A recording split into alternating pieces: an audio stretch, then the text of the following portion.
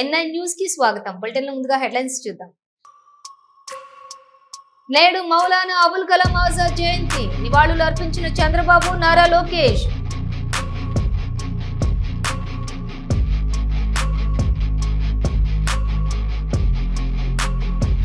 ప్రతి కుటుంబం నుండి ఒక వ్యాపారవేత్త రావాలి, అదే తెలుగుదేశం ప్రధాన ఉద్దేశమన్న సీఎం చంద్రబాబు.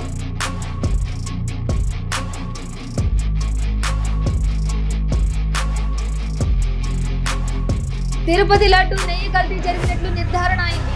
దోషులను వైసీపీ వెనకేసుకొస్తుందని ప్రభుత్వ chief whip MLC Panchumarthi Anuradha.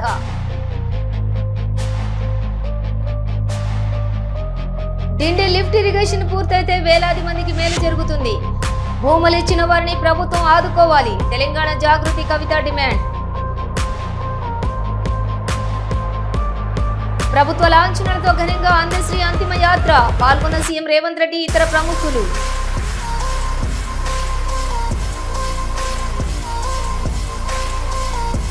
ఓటర్లను కాంగ్రెస్ భయభ్రాంతులకు గురి చేస్తోంది. బీఆర్ఎస్ పార్టీ ప్రజలకు అండగా ఉంటుందన్న బీఆర్ఎస్ అభ్యర్థి సునీత గోపీనాథ్.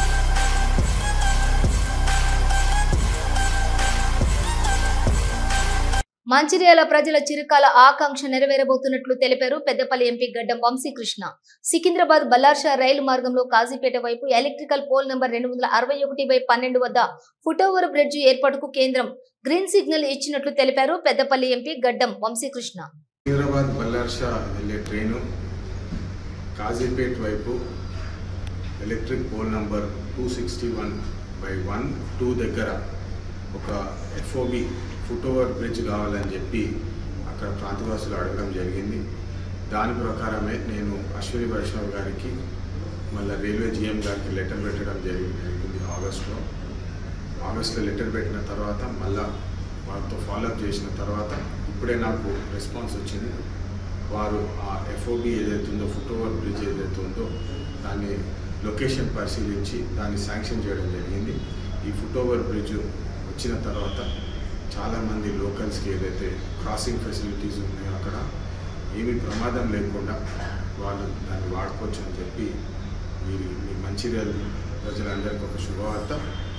ఇది డిసెంబర్ లోపల పని పూర్తి కావాలని చెప్పి వారికి ఆదేశాలు కూడా ఇవ్వడం జరిగింది. దీన్ని ఫాలోఅప్ చేసి ప్రజలకు ఉపయోగపడేటట్టు ఈ ప్రాజెక్ట్ తొందరగా అయిపోవాలని చెప్పి కోరుకుంటూ జై హింద్. జూబ్లీహిల్స్ ఉప ఎన్నికలలో బీఆర్ఎస్ అభ్యర్థి మాగంటి సునీత తన ఓటు హక్కును వినియోగించుకున్నారు.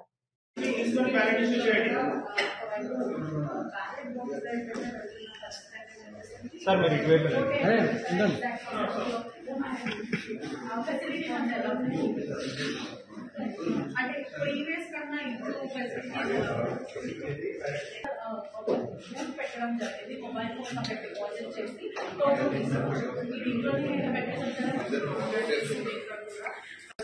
పూర్తిగా అయితే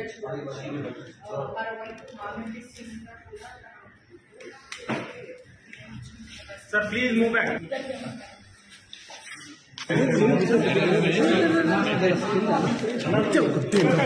నాకు వస్తుంది కెమెరా. అదే ఎల్సిడి వస్తుంది కెమెరా. నాకు చూడు, నా ఎల్సిడిలో చూడు కెమెరా. ఒక్కసారి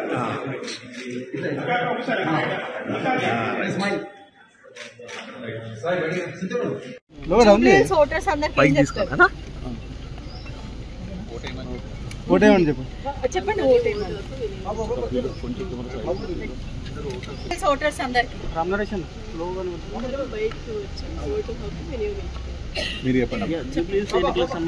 జూబ్లీహిల్స్ ఉప ఎన్నికలలో కాంగ్రెస్ అభ్యర్థి నవీన్ యాదవ్ తన ఓటు హక్కును వినియోగించుకున్నారు. తన గెలుపుపై పూర్తి నమ్మకంతో ఉన్నట్లు తెలిపారు Naveen Yadav. Candidate for the by-elections is here. Naveen sir, you've just cast your vote. What do you want to say to the people? I just casted my vote in this by-election along with my family. When I came to my polling station, all the arrangements were very good. People are very free to move in. And I would like to thank all the officers for making good arrangements, and I would like to thank the voters. Today, previously it used to be around 45% to 50%, but to my assumption, the voting percentage will increase more. It might go to 63% to my knowledge and experience.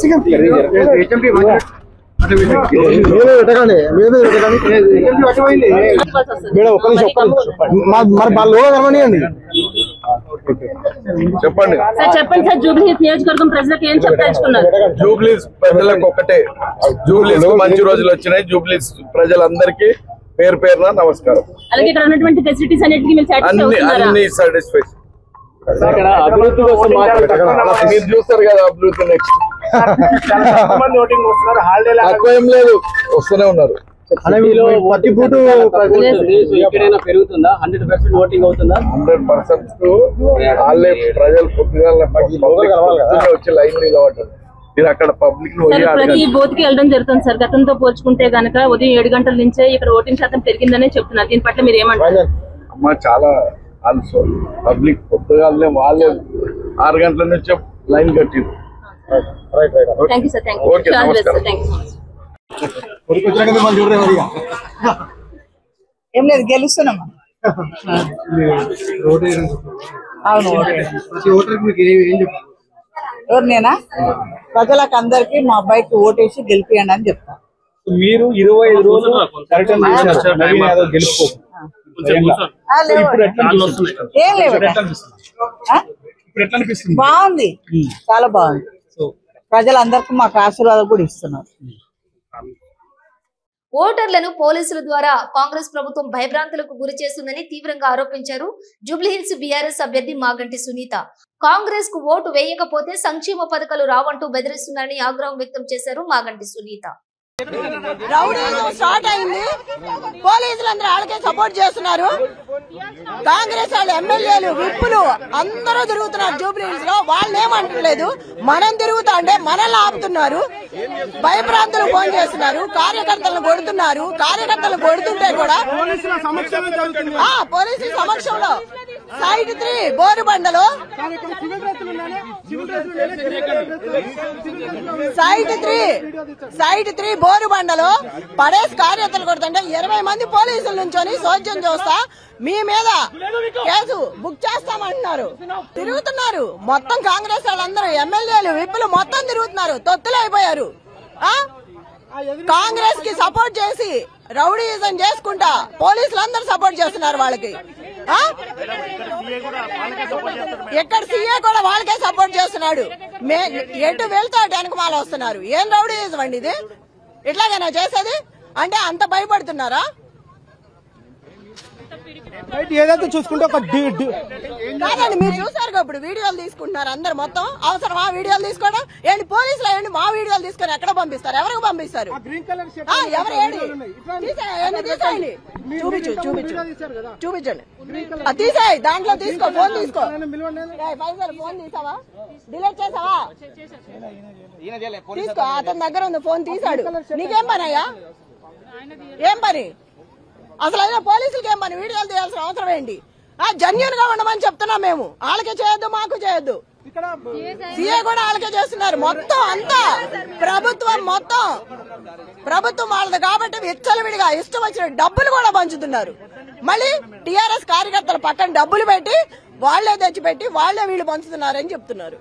Borabanda division don Bosco school వద్ద voting సరళిని పరిశీలించారు BJP అభ్యర్థి దీపక్ రెడ్డి. ఓటర్లు స్వచ్ఛందంగా వచ్చి తమ vote హక్కును వినియోగించుకోవాలని కోరారు దీపక్ రెడ్డి.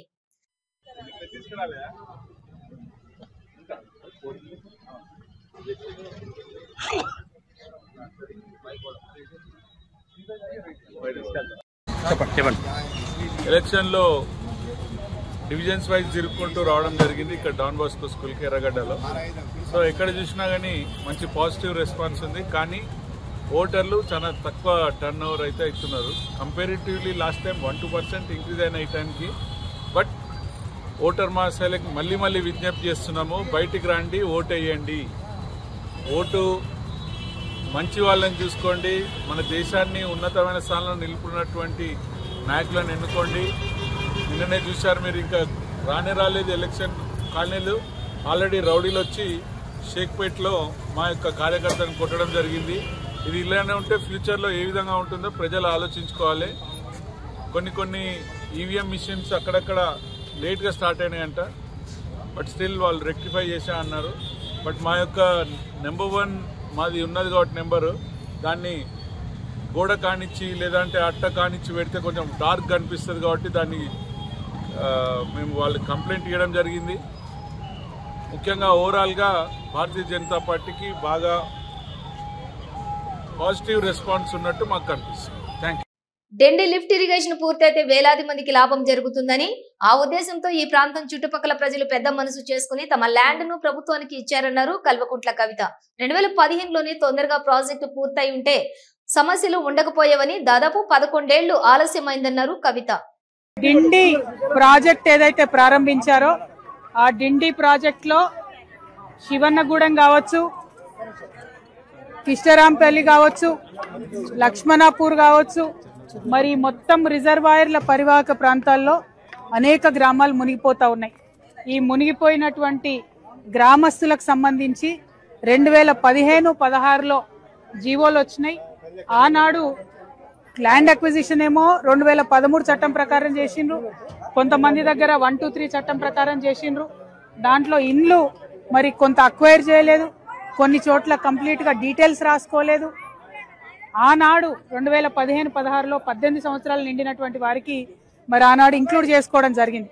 కానీ ఇప్పటి వరకు కూడా ఎక్కడా కూడా ప్రాజెక్ట్ కంప్లీట్ కాలేదు, నీరు రావడం లేదు. మేము డిమాండ్ చేసేది ఒకటే ఇవాళ తెలంగాణ జాగృతి తరఫున, ఎప్పుడైతే ప్రాజెక్టు డేట్ ఆఫ్ కమిషన్ ఉంటుందో, అంటే ప్రాజెక్టులో ఎప్పుడైతే నీళ్ళు వచ్చి పొలాలకు పోతాయో, ఇంకా 3 ఏళ్ళు కానీ 4 ఏళ్ళు కానీ 5 ఏళ్ళు కానీ, ఆ టైంకు 18 ఏళ్ళ వాళ్ళు ఎంతమంది ఉంటారో వాళ్ళందరికీ కూడా కాంపెన్సేషన్ ఇవ్వాలి, ప్యాకేజ్ ఇవ్వాలి అనేటటువంటిది మొదటి డిమాండ్. రెండవది, ఏదైతే భూమి అక్వైర్ చేసిండ్రో దానికి ఆనాడు 4 లక్షలు ఇచ్చిండ్రు, ఇప్పటికే 11 ఏళ్ళు అయిపోయింది. ఖచ్చితంగా అది పెంచాల్సినటువంటి అవసరం ఉన్నది. ఎకరానికి ఎంత పంచుతారు అనేటటువంటిది ప్రభుత్వం గ్రామస్తులను పిలిచి, ముంపు గ్రామాలను పిలిచి వాళ్ళతో చర్చించి డిసైడ్ చేయండి. ఏదో రాజగోపాల్ రెడ్డి గారు చెప్పినట్టు 25 లక్షలు 30 లక్షలు అని గొంతెమ్మ కోరికలు మేము కోరతలేం. కానీ ఆనాడు 4-5 లక్షలు ఇచ్చిండ్రు, మాక్సిమం కొంతమందికి 7.5 లక్షలు ఇచ్చిండ్రు. కానీ ఇవాళ రేట్లు చూస్తుంటే ఇక్కడ ప్రజల కళ్ళలోంచి నీళ్లు కాదు రక్తం గారుతున్నటువంటి పరిస్థితి ఉన్నది. కాబట్టి ఈ ధర పెంచాల్సినటువంటి అవసరం ఉన్నది. ఇక మిగతా విషయాలకు వచ్చినట్టయితే, ఏదైతే గ్రామాలు ఉన్నారో వాళ్ళలో 80% ఖాళీ అయింది, కానీ ఇంకా కొంతమంది గ్రామాలను పట్టుకునే ఉన్నారు. ఆ ఖాళీ అయిన 80% కూడా చెట్టుకోగలు పుట్టకోగలు అయిపోయారు. ఎక్కడా కూడా చట్టం ప్రకారం R&R కాలనీ కట్టేయలేదు. గ్రామం తీస్తే గ్రామానికి గ్రామం రీలొకేట్ చేయాలనేటటువంటిది ప్రాథమిక మానవతా సూత్రము, దాన్ని పాటించలేదు.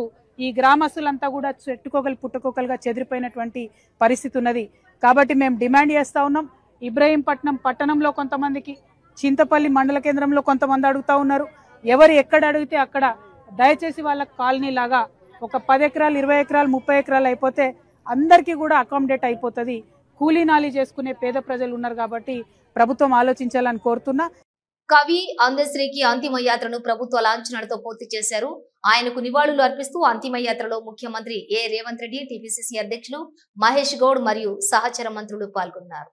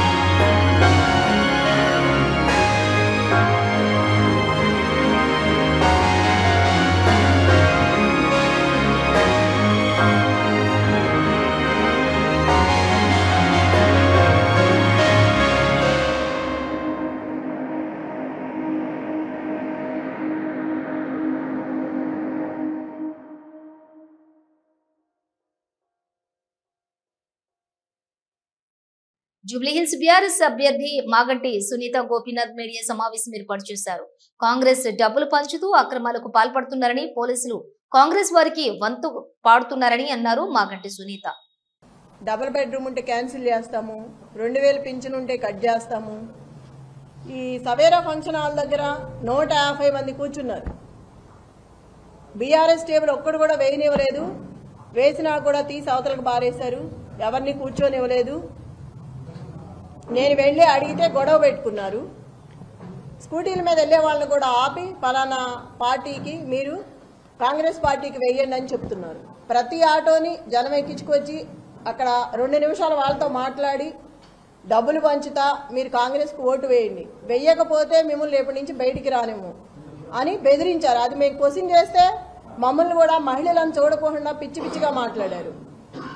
నేను సవేరాలో ఒక బూత్లోకి వెళ్తే 271లో నవీన్ యాదవ్ బావమరిది వెంకట యాదవ్ కూడా ఉన్నారు. నన్ను చూసి ఎమ్మటే బయటికి పరిగెత్తుకొని వెళ్ళిపోయారు. అంటే ఎప్పటి నుంచి 30 మంది నేను ఎటు వెళ్తే అటు నాకు కాపలా పెట్టారు. 2-3 ఎటు వెళ్ళినా ఒక 100 మంది దాకా నా వెనకమాల వస్తున్నారు. ఎటు వెళ్ళినా అంటే ఒక మహిళని ఇట్లా హింసిస్తారా?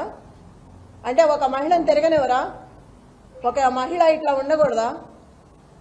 ఇంత అరాచకమా? ఇంత అన్యాయంగా చేస్తారా?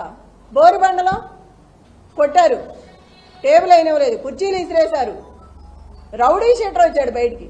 ఒక రౌడీ షీటర్ని ఆంబోతులా వదిలేసి మీదకి రచ్చ చేసి వాడిని వెనక తీయకోకుండా కార్యకర్తలు ఏంటిది అని అడిగితే FIR బుక్ చేసి లోపల పడేస్తాను నోరెత్తితే అని అంటున్నారు పోలీసులు. జూబ్లీహిల్స్ ఉప ఎన్నిక ప్రజాస్వామ్యంగా జరగాలని ఆకాంక్షించే పార్టీ కాంగ్రెస్ పార్టీ అని, ప్రజాస్వామ్యం పట్ల గౌరవాన్ని ఎప్పుడూ ఆచరించేది కాంగ్రెస్ పార్టీ అన్నారు మంత్రి పొన్నం ప్రభాకర్. కానీ బీఆర్ఎస్ అభ్యర్థి ఓడిపోతున్నామని అసహనంతో 3 రోజులుగా ఏది పడితే అది మాట్లాడుతున్నారు. అభ్యర్థిని అవమానపరిచే విధంగా, మా పార్టీని కించపరిచే విధంగా చంపుతారా, పొమ్మంటారా అని సానుభూతి పొందే ప్రయత్నం చేస్తున్నారని, ఇది సరైన విధానం కాదన్నారు పొన్నం. ఈరోజు జూబ్లీహిల్స్ లో జరుగుతున్న ఉప ఎన్నిక ప్రజాస్వామికంగా జరగాలని ఆకాంక్షించే పార్టీ కాంగ్రెస్ పార్టీ. ప్రజాస్వామ్యం పట్ల గౌరవాన్ని ఎప్పుడూ ఆచరించే పార్టీ కాంగ్రెస్ పార్టీ. ఎన్నికల సంఘానికి విజ్ఞప్తి చేస్తున్నాం, ఎవరైనా సరే, ఏ పార్టీ వాళ్ళైనా సరే, నియోజకవర్గం కాని నాయకులు నియోజకవర్గంలో ఎన్నికలు జరిగే సందర్భంగా తిరిగితే వారిపైన కేసులు పెట్టుకోవచ్చు. కానీ టీఆర్ఎస్ అభ్యర్థి ఓడిపోతుందని గత 2-3 రోజుల నుంచి అసహనంతో ఏది పడితే అది మాట్లాడుతూ ఉన్నారు. ఈరోజు మా అభ్యర్థిని అవమానపరిచే విధంగా లేదా మా పార్టీని కించపరిచే విధంగా చంపుతారా, పొమ్మంటారా అనేటువంటి మాటల ద్వారా ఏదో సానుభూతి పొందాలనే ప్రయత్నం చేస్తారు. తల్లి, నీకు దండం పెట్టుకుంటా ఉన్నాం. ఎన్నికల పోటీలో మీరు పోటీ చేసినారు, మీ నాయకత్వం నీకు సరైన విధంగా సహకరించిరా లేదా అనే అంశం పక్కన పెట్టి ఈ రోజు మేము కాంగ్రెస్ పార్టీ తరఫున మా నాయకత్వం అంతా మా అభ్యర్థి గెలుపు కొరకు పనిచేసి ఉంటుంది. ప్రచారం ముగిసిన 5 గంటల తర్వాత ఎవరు కూడా ఎక్కడ మేము నియోజకవర్గంలో కనబడతలేం. మళ్లీ చెప్తాను, ఎన్నికల సంఘం తమ కార్యాచరణ ప్రకారంగా ఎన్నికల నిబంధనలు ఉల్లంఘించిన అందరిపై ఏ పార్టీలకు అతీతంగా కేసులు పెట్టుకోవచ్చు, పోలీసులు కూడా చర్యలు తీసుకోవచ్చు. అదే సందర్భంలో టీఆర్ఎస్ అభ్యర్థి రాజకీయంగా సానుభూతి పొందడానికి చేస్తున్న ప్రకటనలు కూడా తీవ్రంగా ఖండిస్తాను. ఇది మంచి పద్ధతి కాదు. ఇది కూడా ఎన్నికల నిబంధనలను వ్యతిరేకించినట్టే, ఉల్లంఘించినట్టే అనే మాటని సందర్భంగా చేస్తూ ఈ సందర్భంలో ప్రజలను కోరుతా ఉన్నాం. ప్రజల అభిప్రాయం వాళ్ళ ఇష్టం ఓటు, కానీ ఓటు హక్కు వినియోగించుకోవడం కనీస బాధ్యత. తప్పకుండా పోలింగ్ శాతం పెరిగే విధంగా జూబ్లీహిల్స్ ఉప ఎన్నికల్లో మీ ఓటు హక్కును మీ ఆలోచన ప్రకారంగా వినియోగించుకోమని సందర్భంగా విజ్ఞప్తి చేస్తా ఉన్నాం. Hyderabad police commissioner CV Sajjanar Jubilee Hills ఉప ఎన్నికను integrated command and control centre నుండి డ్రోన్ మరియు కెమెరా నిఘా ఉపయోగించి పర్యవేక్షించారు.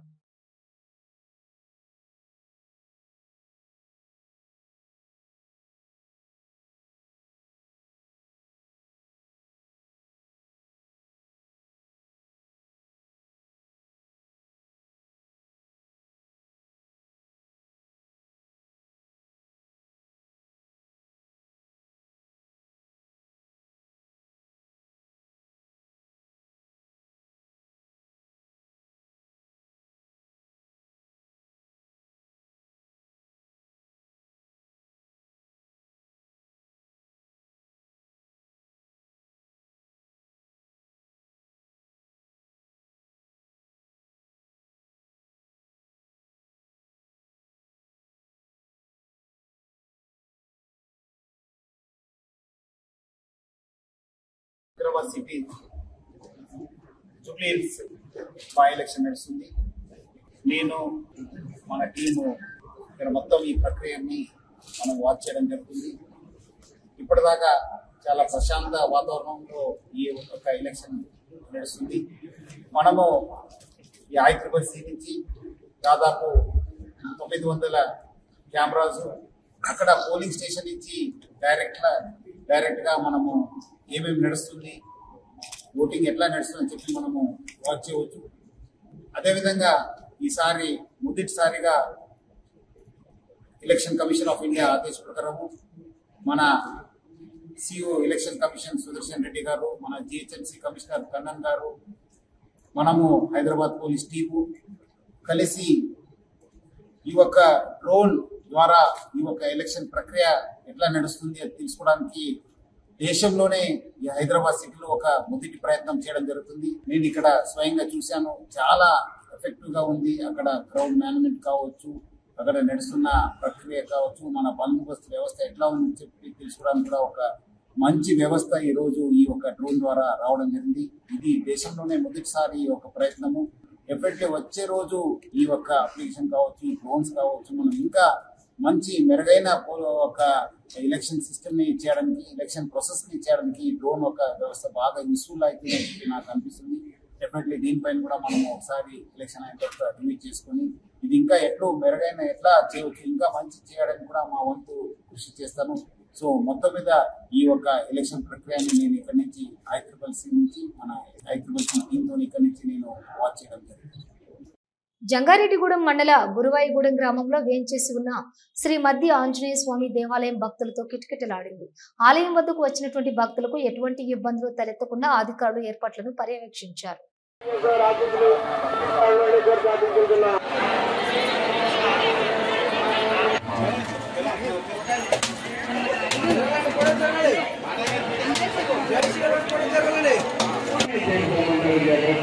భక్తులు గమనించాలని కోరుతున్నారండి. దర్శనకు వచ్చే భక్తులు గమనించండి.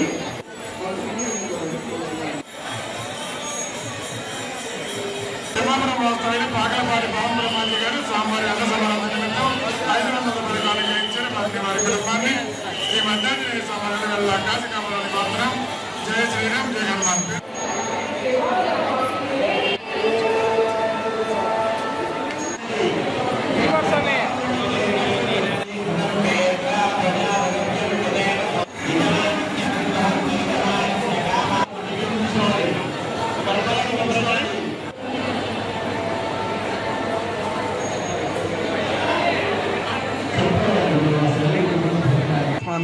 నల్లగొండ జిల్లా దేవరకొండ మండలం కొమ్మపల్లి గురుకుల పాఠశాలను తెలంగాణ జాగృతి అధ్యక్షులు కల్వకుంట్ల కవిత మంగళవారం సందర్శించారు. గురుకులంలో పరిస్థితులు, ఇతర సమస్యల గురించి అడిగి తెలుసుకున్నారు.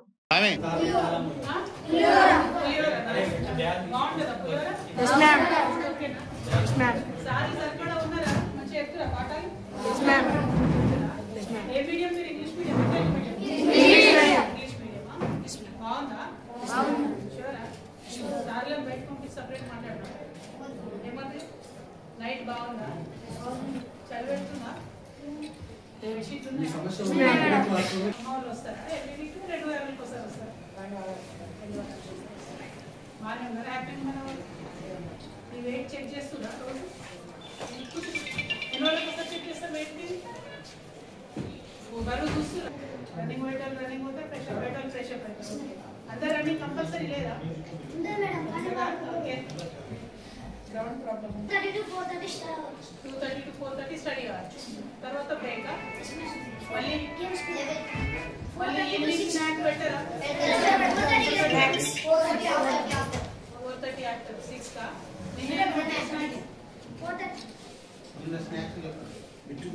నైట్ ఎప్పుడు మళ్ళీ స్నాక్స్ తర్వాత గేమ్స్ పీరియడ్ ఉందా? పీటీ సార్ ఉన్నాడా?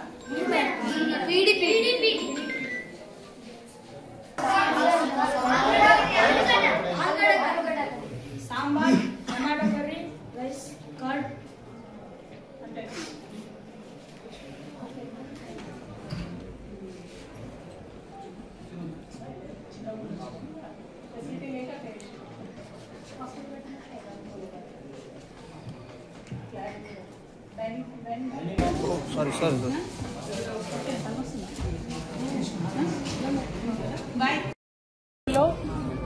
ఎస్టీ బాలూర రెసిడెన్షియల్ పాఠశాలలో ఉన్నాం మేము ఇక్కడ. మరి ఈ పాఠశాల గురించి ప్రత్యేకంగా ఇంత దూరం ఎందుకు వచ్చినామంటే, ఒకరోజు నేను పేపర్లో వార్త చదివిన, మొన్న పడ్డ వానలకు తాళ్లు పట్టుకొని మొత్తం విద్యార్థులందరూ కూడా మరి బయటకు వచ్చిందని చెప్పి వార్తలు చదివి అసలు ఇట్లా ఎందుకైంది ఏంటి ఈ స్కూల్ పరిస్థితి అని చూడాలని ఈ దేవరకొండ ఈ నల్గొండ పర్యటనలో ఈ స్కూల్ని పెట్టుకోవడం జరిగింది. ఇక్కడికి వచ్చి చూస్తే నిజంగా చాలా లోతట్టు ప్రాంతంలో నిర్మాణం జరిగింది. కాంపౌండ్ వాల్ లేదు, అట్లానే మినిమం ఫెసిలిటీస్ పిల్లలకు లేనటువంటి పరిస్థితి కనబడతా ఉంది. మేడ్చల్ జిల్లా కీసర మండలంలో బాల వికాస్ కేంద్రంలో నిర్వహించిన ఇంపైర్ సోషల్ ఎంటర్‌ప్రెన్యూర్‌షిప్ కార్యక్రమానికి ముఖ్య అతిథిగా దేవాదాయ శాఖ మంత్రి కొండా సురేఖ పాల్గొన్నారు.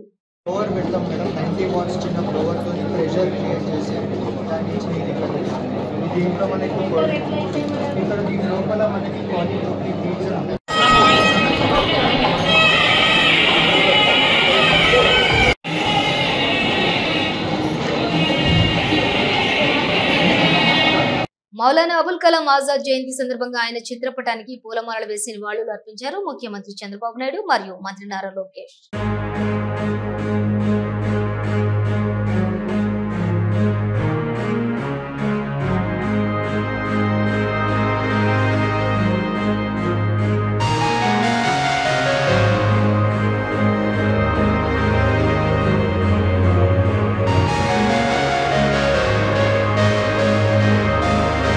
కనిగిరిలో ఎంఎస్ఎంఈ పార్కును ముఖ్యమంత్రి నారా చంద్రబాబు నాయుడు ప్రారంభించారు.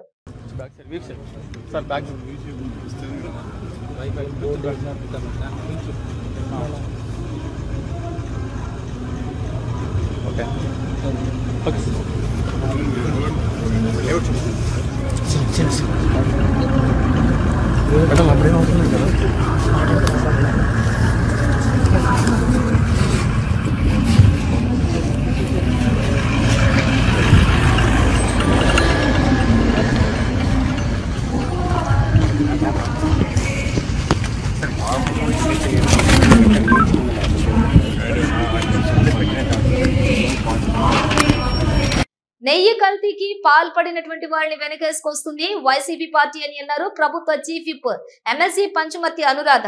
సిట్ విచారణలో కల్తీ జరిగినట్లు నిర్ధారణ అవడంతో వైసీపీ పార్టీలో కంగారు మొదలైందని అన్నారు ప్రభుత్వ chief whip MLC Panchamarthi Anuradha. ఆనాడు వాళ్ళ నాన్న కూడా కరుణాకర్ రెడ్డి అనే నాస్తికుణ్ణి మరి తెలుగుదేశం తిరుమల దేవస్థానం చైర్మన్గా నియమించడం జరిగింది.